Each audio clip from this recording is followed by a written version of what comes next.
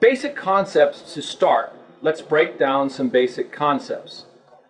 Nano bubble water fuel cells are innovative systems designed to generate hydrogen on demand using water Voltrolysis.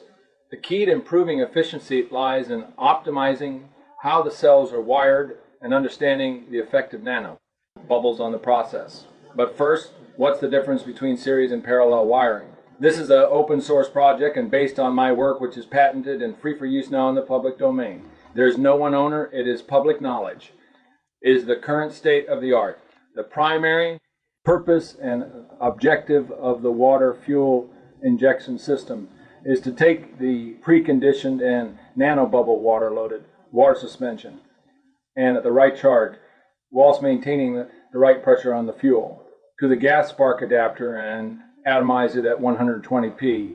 So the water fuel cell makes gas pressure and the expanding gases from the water act as a pump. Reaching 2 bar, sending water out of the bottom of the water fuel cell to the injection rail. It then goes past a linear push solenoid that pulses the water in the fuel line up to 120 PES.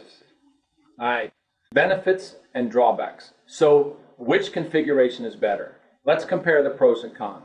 Series versus parallel comparison chart. In series wiring, the benefits include higher voltage and faster hydrogen production. But it also comes with drawbacks, lower energy storage, more voltage spikes, and less reliable nanobubble formation. In parallel wiring, you get better energy storage, more stable hydrogen production, and fewer EMF spikes, but the overall voltage is lower, meaning slower gas production, but the overall voltage is lower, meaning slower gas production.